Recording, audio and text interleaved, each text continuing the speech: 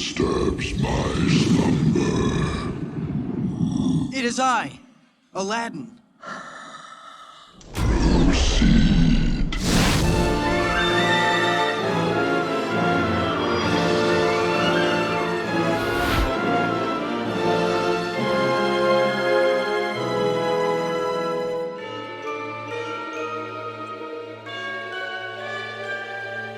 Avant toute chose, je dois vous avertir que cette vidéo contient des spoilers et qu'il est nécessaire d'avoir vu Aladdin pour suivre cette petite théorie.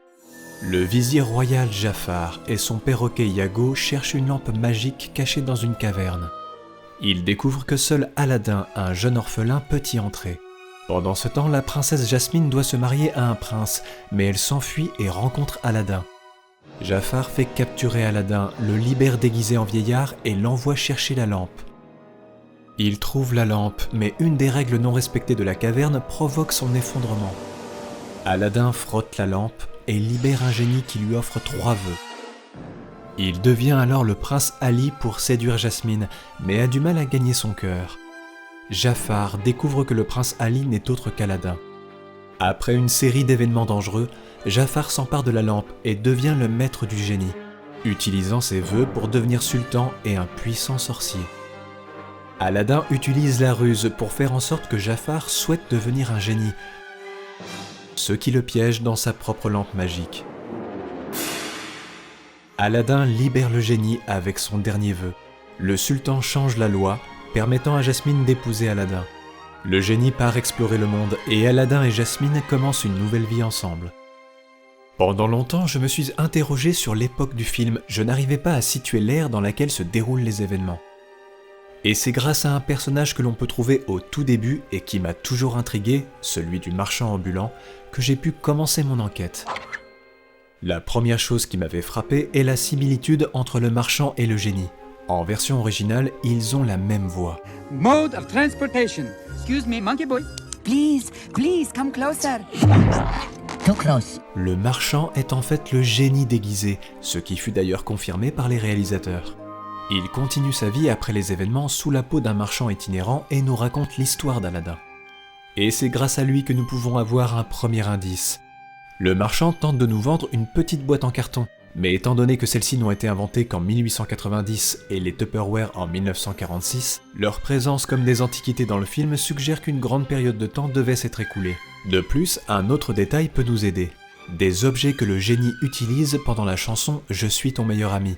Un microphone, une machine à sous, qui sont typiques d'une époque moderne, mais aussi des références à la pop culture, avec des acteurs tels que Jack Nicholson ou Arnold Schwarzenegger. Le fait qu'il soit familier avec ces objets ou acteurs montre qu'il connaît une époque qu'on pourrait croire moderne par rapport à Aladdin. Mais pourtant, celle-ci fait bel et bien partie du passé, renforçant ainsi l'idée que l'histoire pourrait bien se situer dans un futur très lointain. On pourrait bien sûr penser à de simples gags jouant sur des anachronismes, mais si l'on se remémore la majorité des dessins animés originaux Disney, sans compter les Pixar, on constate qu'ils n'utilisent pas ce ressort comique. La cohérence temporelle est toujours respectée au mieux, et cette règle n'est pas enfreinte même pour un simple gag. Aladdin serait ici une exception. Quand nous regardons où se passe l'histoire, Agrabah, nous nous rendons compte que la ville n'existe pas encore en tout cas. Nous pourrions la situer quelque part dans les déserts du Moyen-Orient, pas loin du fleuve du Jourdain comme le dit le marchand. En analysant le palais et les alentours avec attention, on pourrait y voir des similitudes avec le Taj Mahal et la ville de Bagdad en Irak.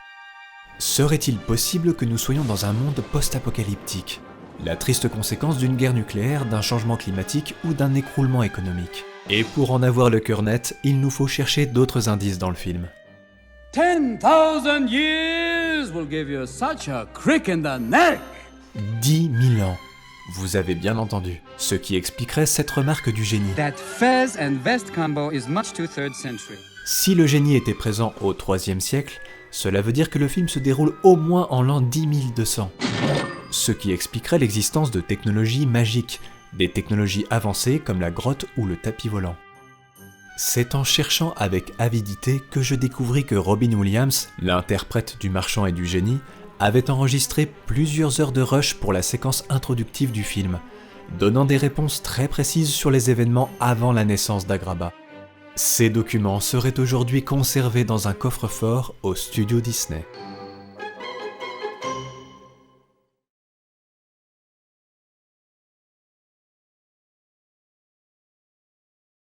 Merci d'avoir regardé cette vidéo. Si elle vous a plu et que vous voulez soutenir la chaîne, vous pouvez partager ces théories autour de vous, vous abonner ou aller faire un tour sur la page Tipeee pour faire un don en échange de belles contreparties. Quant à moi, je vous donne rendez-vous bientôt pour la prochaine théorie.